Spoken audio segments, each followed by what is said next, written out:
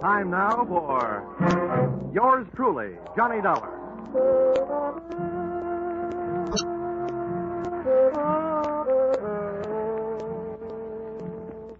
The next half hour has its baggage packed to take a trip with America's fabulous freelance insurance investigator, Johnny Dollar. At insurance investigation, he's just an expert. At making out his expense account, he's an absolute genius.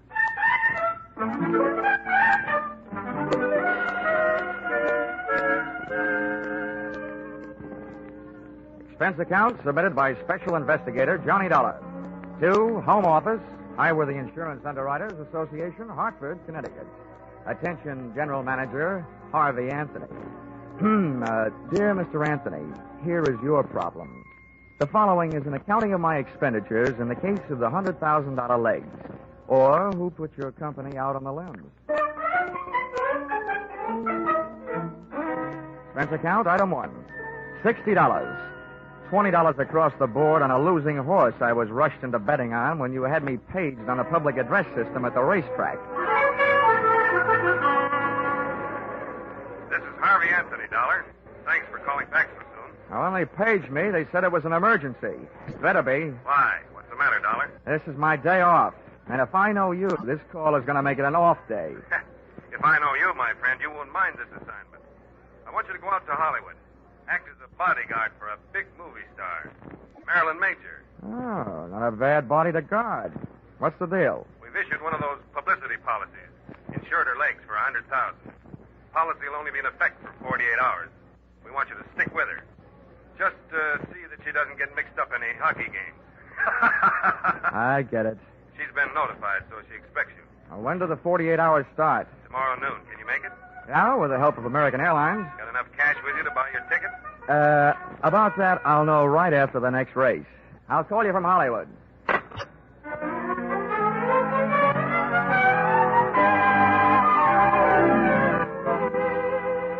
Expense account, item 2, $10. Borrowed from a friend. Taxi fare from the racetrack to town, where I cash check to pay, item 3, $186.13. Plane fare, Hartford to Hollywood. Item 4, $350. Cab fare, Los Angeles Municipal Airport to the home of the insured, Miss Marilyn Major, at the Horizon View Apartments on the Sunset Strip. Tip the driver, $1. Miss Major's apartment had the best view of the horizon, it being the penthouse. But her outlook was anything but rosy. I found the apartment door open. First I looked in, then I went in.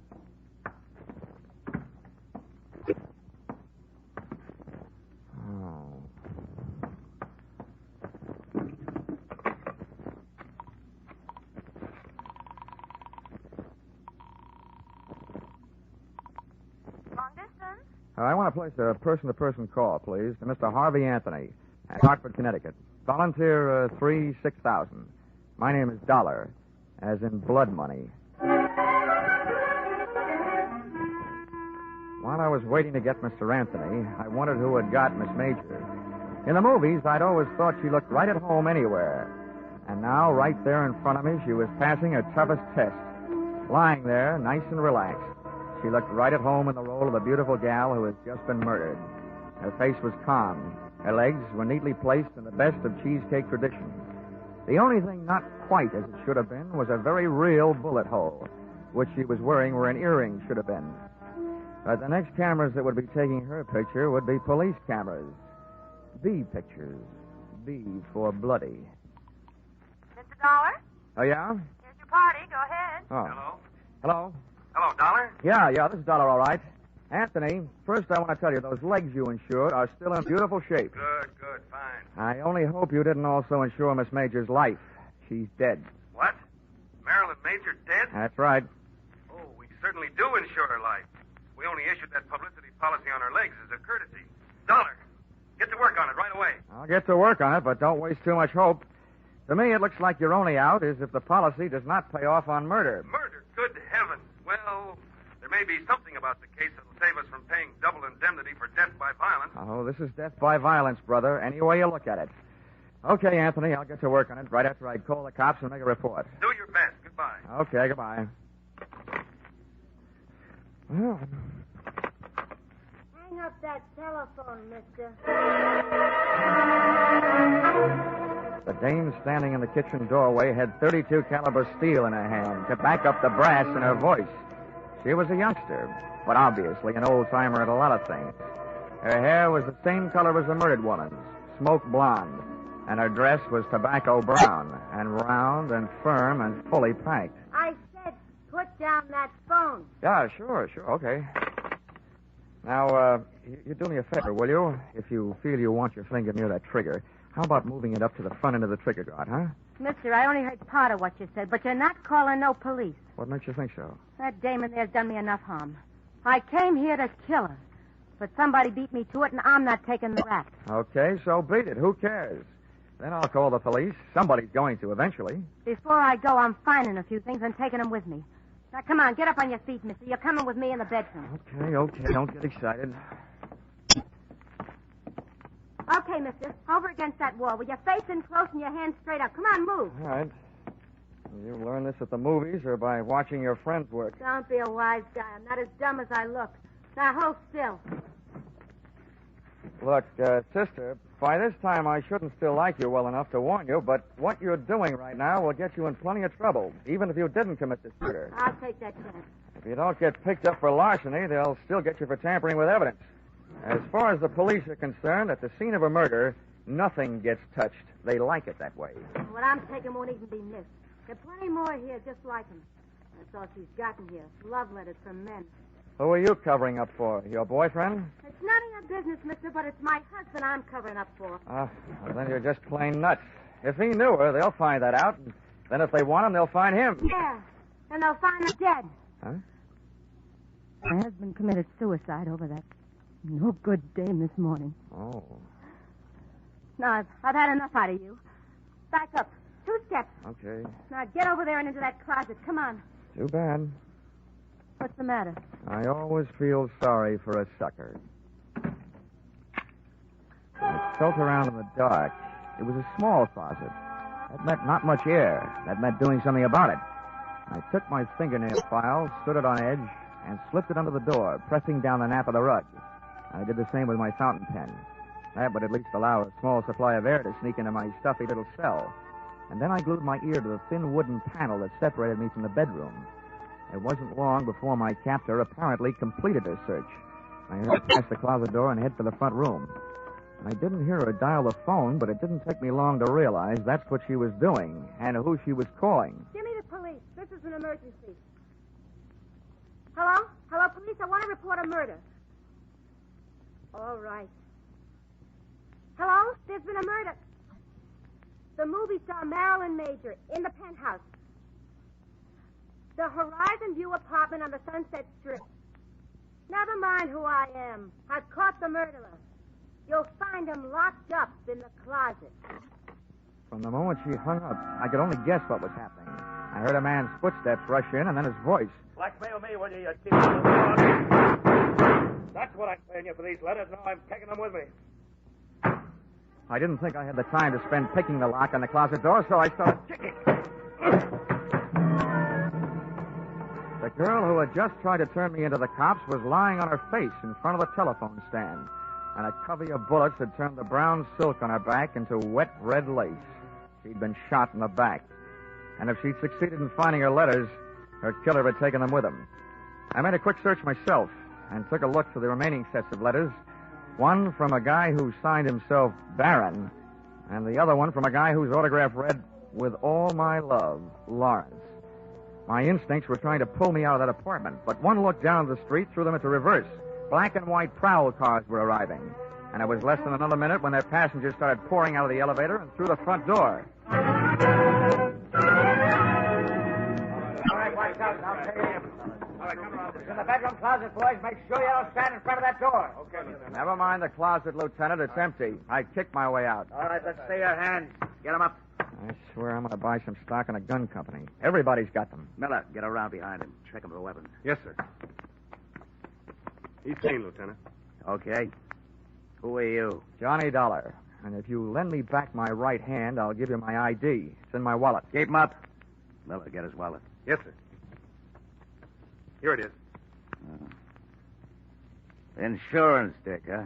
Please, I'm a freelance special insurance investigator. It sounds better. Keeps my price up. Hartford, huh? Well, what's your story? Well, first, I'd like to go on record as saying I didn't commit either one of the murders. Either one? What are you talking about? Well, this one here is the girl who phoned in the report that brought you here. The one she was talking about, Marilyn Major, is lying just as dead on the floor in the bedroom. Miller, get in there and take a look. Yes, sir.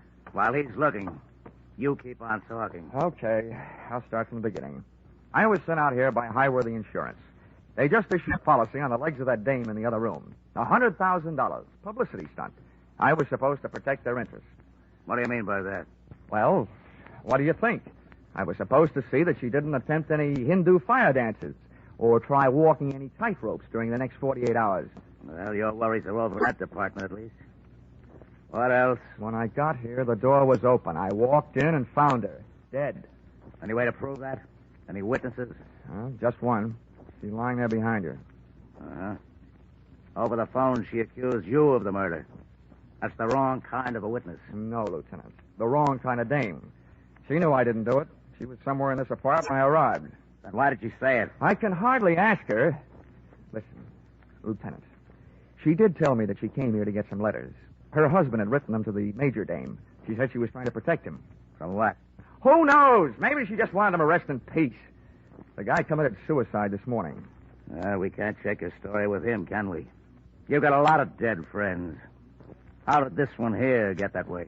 I'm not sure. While I was in the closet, I heard her call you. And then a man came in and yelled something about blackmail at her and shot her. And naturally, he had disappeared by the time you kicked your way out of the closet. That's right. This story of yours may win some kind of a prize, Dollar, but not for me. I'm not a judge. That's one thing in my favor. Hey, Lieutenant, I got something. The dame is dead, all right. And look what I found in that closet. A fingernail file, a fountain pen with a name on it, Johnny Dollar, and a .32 caliber revolver jammed in a shoe. Well, Dollar, that combination puts you in a kind of jam, too. Look, Lieutenant, I think I can make you see things my way if you let me go through my story once more. I was sent out here by Highworthy Insurance underwriter.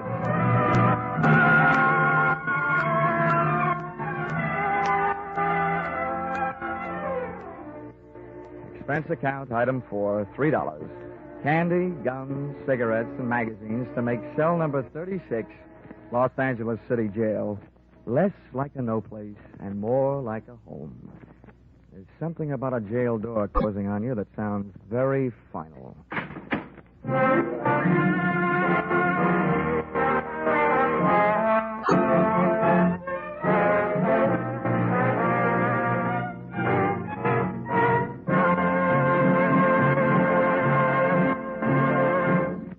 In just a moment, we'll return to the second act of Yours Truly, Johnny Dollar. But first, we want you to know that the biggest jackpot in the history of radio, $50,000, goes in the works tomorrow night when CBS Great Saturday Night Quiz Show Sing It Again comes to you again over most of these same stations. $50,000, $25,000 in marvelous prizes, plus $25,000 in cold, hard cash. And that's only the beginning, because the longer the Phantom Voice questions elude the listeners, the higher the rewards go. Be sure you're around tomorrow night when Sing It Again sets telephones ringing across the nation and $50,000 goes riding on each call. And now, back to yours truly, Johnny Dollar.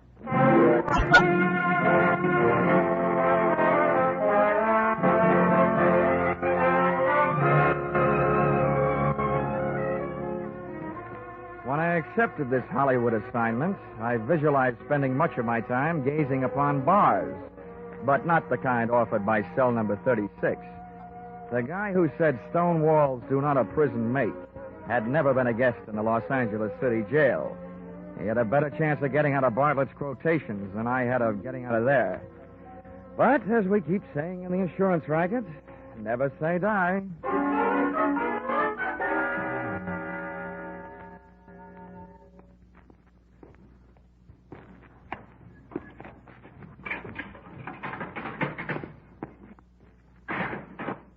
Well, Lieutenant Roach, what are you in for? I've heard tell the boys around headquarters have a very funny joke about roaches in jails. But that's not why I'm here. Sit down. Make yourself uncomfortable. Thanks. I can't offer you a mint julep. The closest I can come is a spearmint lifesaver. Oh, thanks. This kind of zero is a pleasure after facing the kind we're up against. Huh? So for $1, all we've got to go on is you and a mess of evidence we haven't as yet been able to trace down to its rightful owners. Oh, incidentally, about that gun we thought might be yours. Oh, don't tell me you're going to give it to me as a birthday present. It was the weapon used to kill Marilyn Major, all right. The paraffin test we took on your hands let you out. You haven't been firing any guns lately. Does that mean you've come here to escort me to the front door? No, not so fast. We do want to know what your fingerprints were doing all over those 2 bundles of love letters we found. I'm going to have to learn to pick things up with my knuckles. Lieutenant, I just had a natural curiosity as to who killed the cat. The only difference between us, Roach, is that your curiosity is official. How far did you get? Not far enough. Didn't take much figuring to know that Miss Major has been playing a high-class badger game. All the perfume in the joint couldn't cover up the smell of blackmail. On top of that, we found the 2 batches of letters that you'd been messing around with. One signed Barron, the other signed Lawrence. Those the fire department should be handling. Oh, yeah. Oh, and remember, there's probably a 3rd set floating around. Why do you say that? Well, I'm not an eyewitness to this, only an ear witness. But from what I could hear inside that closet, the dame who came there looking for her husband's letters found them, and she called you to turn me in. Mm-hmm. On her way out of the apartment, some guy came in, mistook her for Marilyn Major, and shot her in the back. When I kicked my way out of the closet, those letters of hers were gone. So, figures the murderer grabbed the letters out of her hand, thinking there was some he'd written. Uh-huh.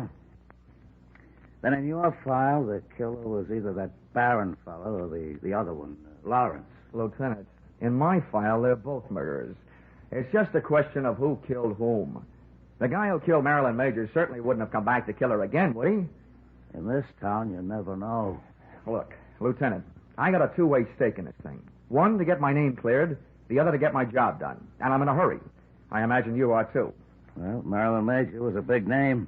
That means we'll soon have newspapers burning under our seats. We're in a hurry, all right. Okay, then listen.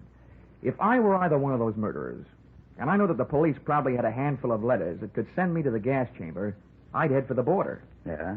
But if I thought an outsider had them, somebody they might be able to buy off or scare off or beat off, then I'd go find that guy. Well? Let's bring this thing to a head in a hurry. Run a story in the papers. Tell them you released me. Tell them I escaped. Tell them anything. Just so long as you tell them that you suspect that I have those letters hidden someplace. Well, if you don't mind taking the chance of having 2 murderers gunning after you, we certainly don't. Oh, I mind. Believe me, I'm not doing you any favors. It's just that I'll feel safer in my own hands.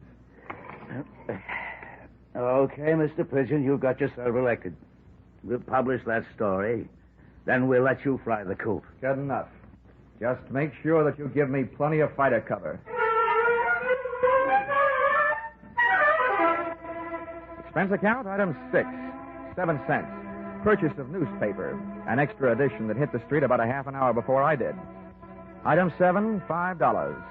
A big square meal to make up for the ones I'd missed, ignoring the little round beans while a guest of the city. Seeing the lieutenant's fiction in black print on the front page of a newspaper almost had me believing it. There was my picture, big as life. And when those birds set up a pigeon, they made sure everybody would know the location of his roost. Firmly planted high in the story was the name of the hotel into which they had registered me, and to which I was under orders to proceed immediately.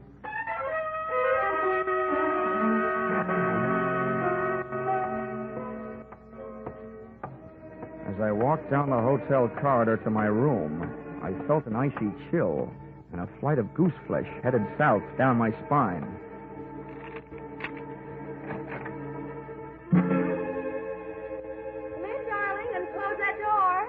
Expected company, but not your kind. At first, I thought I'd gotten into the wrong room. This kid looked right at home. And she used some of the clothes from a half-packed overnight bag to make her look it. So you're Johnny Doe. Yeah. Thanks for saving me a calling card. Who are you? Alice Hill. That doesn't mean anything. Otherwise known as Mrs. Lawrence Hill. Oh, Lawrence. Oh, the last time I saw that name, it said with love, but not to you. That's why I'm here. I want those letters. Why aren't you carrying a gun? It'll be here if we need it. We? Yes. My husband's down in the lobby. Look, if you give me those letters he wrote, I'll pack up my little bag and leave, and everybody will be very happy. Yeah? I think I know the next line, but go ahead. I hope you keep on being that smart. My husband was watching for you when you came in, so he knows you're up here. Naturally, he knows I'm here, and he's on his way up. We want those letters. This isn't just a Badger game. This is the World Series. If I don't give you the letters, your husband busts in here, shoots me, and I get written off under the unwritten law. Neat, neat, neat. It's a handy law. You're right. It's covered a multitude of sins. Where are the letters? Where's your husband? What's the matter with you? What do those letters mean to you? Well, right now, they look like my only hold on the future, Mrs. Hill. How do I know that you and your dear Lawrence won't kill me after you get them? Do you want me to take your word for it? Well, I'll have to trust Lawrence. He'll know what to do. I already know. There's nothing else for him to do. Look, Mrs. Hill, why don't you wise up? Your husband is ready to commit one murder to remove the evident motive for another. And he's dragging you into this with him. You'll wind up an accessory before, after, and during the fact. You're running up a blind alley as fast as you can run. And it's too late to turn around, so I'll just have to keep running. Ah, well, here he is. Lace up your track shoes, lady. The race is on. Come in. All right, sit still. Freeze, both of you. It's okay, Alice. You can hold off on the dog and pony show. Save it for the witnesses when they arrive. Don't waste it on Lawrence and me. That isn't Lawrence. What? Oh, so this must be Barron. You all through? That depends on that gun in your hand. Where are the letters? Letters. You know, I'm beginning to feel like a mailman when he's late getting around in the morning. There's one thing I want to know. Where did an ugly part-time Romeo like you find all those pretty words you wrote? Look, don't get me sore. I'll blast your letters or no letters. That's the tone I was trying to bring your voice up to, Mr. Barron. No letters is exactly what I've got to offer. He's lying. He admitted to me that he has them. He's trying to blackmail you, Barron. That's what he's doing. Who are you? Never mind. My husband's in the same boat you are. I read the papers. Lawrence, huh? That's right. He'll be here any second. Between us, we'll figure out something. Now, stay away from it, Dollar. I'll answer it. Yeah, good idea. If a man answers, hang up. It'll be Lieutenant Roach. Wait a minute. Okay, answer it, Dollar. But the first wrong word fires this gun. Oh, you can believe me. Nothing but right words are on the tip of my tongue. Hello? Whoever was on the other end of the line decided not to talk and hung up. So I started an imaginary conversation with Lieutenant Roach of Homicide. While I was talking, I was thinking. Barron's voice was the voice I'd heard when I was locked in the closet. That made him the guy who shot the girl who turned me in. By the process of elimination, Lawrence Hill was elected murderer of Marilyn Major. During my talk, which made no sense, and my thoughts, which made plenty of sense, I was checking the length of cord on the phone. I needed Barron a little closer, so I started tossing enough dangerous words into the mouthpiece to draw him closer, threatening me with his mutters, his looks, and his gun. He moved into range, and I moved into action. I heaved the base of the telephone straight into his face. I moved in with my knee right after it. Stumbled back, letting go of the gun, which I kicked under the bed. Then I made a break front out of the dresser next to the bed, using his head to break the front. The water from the cracked-up pitcher hit him in the face, but it didn't do him any good. Hey, get out from underneath there. Get away from that gun. Come on. Well, I got a hold of your ankles. I got a good mind to do this thing right and heave you out the window. Let go of me. Come on now, stand up. You. All right, how much do you want? We don't want any trouble. Just let me out of here. We'll pay you anything. My husband's an important man. So am I. I've had all the pushing around I'm going to take. From now on, I'm the dealer, and your hand is to shut up. All I want to do is get out of here. Oh, no, you don't. I baited you. You tried to bait me. Now we'll both sit here and bait your husband. It must have been him that called this room and hung up when he heard my voice. One thing I didn't bother to tell you. Your husband couldn't have known I was up here until then, because I came in the hotel the back way and came up here the back way. Elevator and all. What do you mean? You baited me. Why do you think the police put my name, my address, and my picture in the newspapers? To draw autograph owners? Oh. Oh is right. Now get over there in the corner while I retrieve Mr. Barron's gun from under the bed before some mouse crawls out of the woodwork and tries taking a shot at me. Go on, get going. Turn around. Okay. Now, if you don't want me shooting runs in your stocking, don't make a move while I'm under the bed. I feel like something that old maids hope for. Lawrence! Where is he? On the floor. He's got a gun. Shoot him. Kill him. Under the bed. No, Lawrence. Not him. Don't worry. He's under the bed. Under the bed and taking no chances.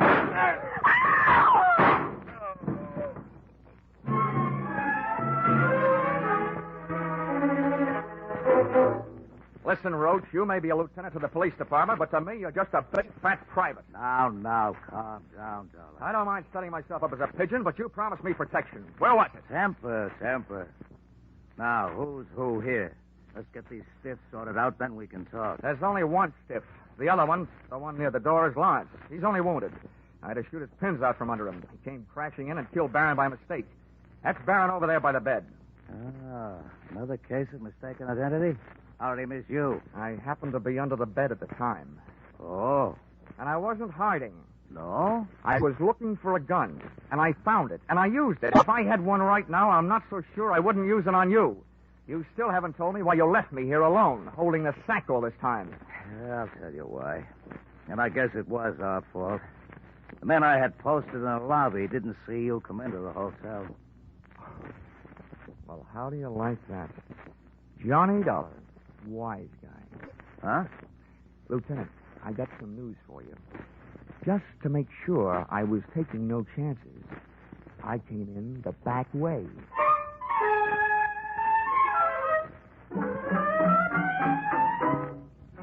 Expense account, item 8, $62. Hollywood Entertainment. Seeing what there is to see at Ciro's. Item 9, $105. Seeing to it that one of the things I saw at Ciro's had a good time with me at the Mocambo. Item 10, $186.13. Plane fare, Hollywood back to Hartford.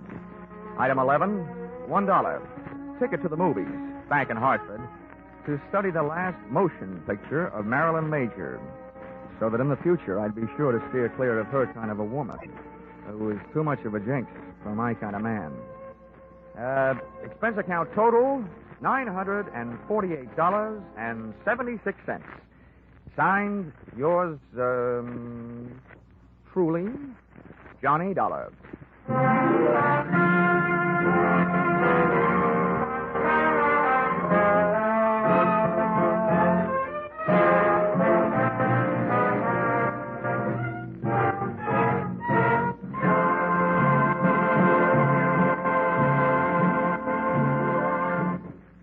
In keeping with the Easter season, you'll hear a different kind of story on CBS Gangbusters tomorrow night.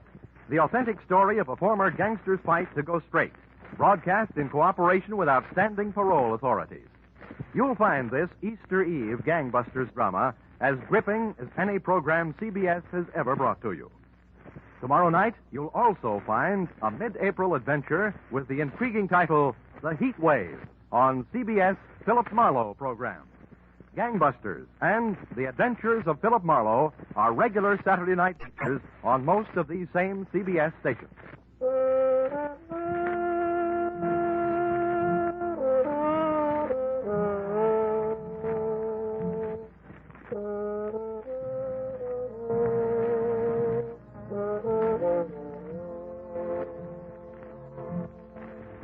Listen in again next week when CBS brings you yours truly, Johnny Dollar, with Charles Russell as Johnny.